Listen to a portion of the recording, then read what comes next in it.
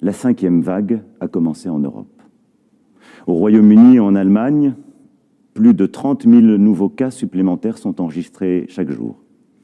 Et si, grâce à vos efforts, la situation en France est plus favorable, l'augmentation de 40% en une semaine de notre taux d'incidence et la remontée des hospitalisations sont des signaux d'alerte.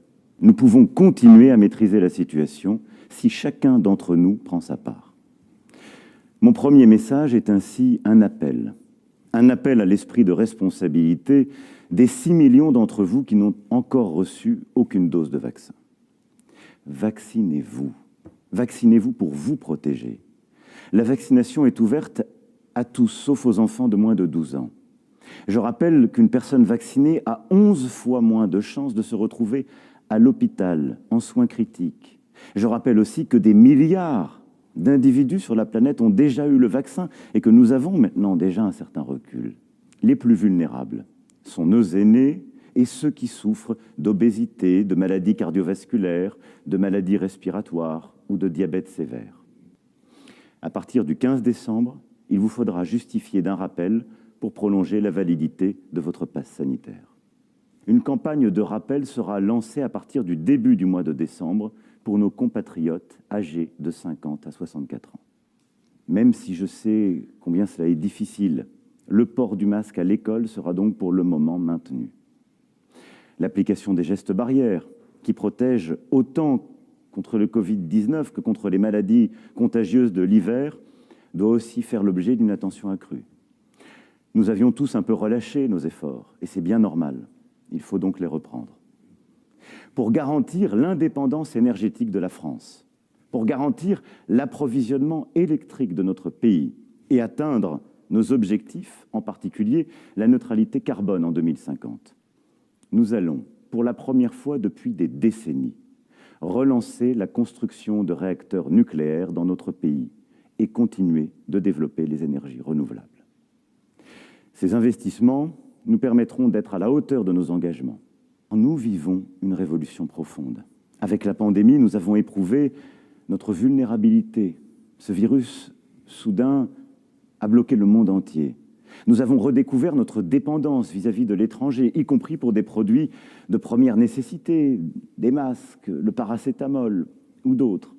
Nous avons réappris avec le vaccin que l'innovation pouvait tout changer, et parfois en quelques mois avec une rapidité inédite. En même temps, les grands enjeux d'avant la crise n'ont pas disparu. La protection de la planète, le défi démographique, le vieillissement, la montée des inégalités. Nous avons donc, d'une manière inédite, tant de décisions à prendre en même temps, tant d'investissements historiques à faire pour relever tous ces défis. Pour maîtriser notre destin, le marché seul ne suffit pas. Il faut assumer une intervention publique forte, avec, dans quelques domaines clés, des investissements importants. Des investissements de la nation, des investissements aussi de l'Europe. C'est pour cela que j'ai lancé le plan France 2030, doté de 30 milliards d'euros sur 5 ans, pour investir dans 10 secteurs très porteurs d'avenir, comme la décarbonation de l'industrie, le véhicule électrique, l'avion zéro carbone, ou encore la culture, la santé, le spatial ou le maritime, pour éduquer et former nos jeunes dans ces métiers d'avenir, pour sécuriser en France la production de composants et de technologies essentielles comme les semi-conducteurs, la robotique ou le cyber. Durant tous ces mois, nous sommes restés soudés, fidèles à ce que nous sommes, profondément humains. Alors je vois bien, je sens bien, j'entends bien l'incertitude, les doutes, parfois la fatigue, quelquefois la colère quand je viens à votre rencontre qui se manifeste. La période est difficile, pour beaucoup d'entre vous angoissante. Mais regardez ce que nous avons réussi durant ces derniers mois, en agissant ensemble, unis. Nous avons réussi l'impensable. Alors je vous le dis avec beaucoup de conviction, n'ayons pas peur.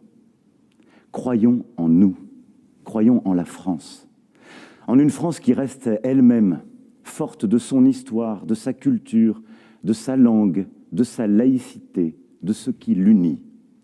forte de son esprit de résistance à la dilution dans un monde qui va, à la soumission, au dogme, aux obscurantismes, au retour du nationalisme. Forte de sa volonté d'embrasser l'avenir et de continuer d'assumer sa part d'universel. Croyons en nous. Nous le méritons. Vive la République et vive la France.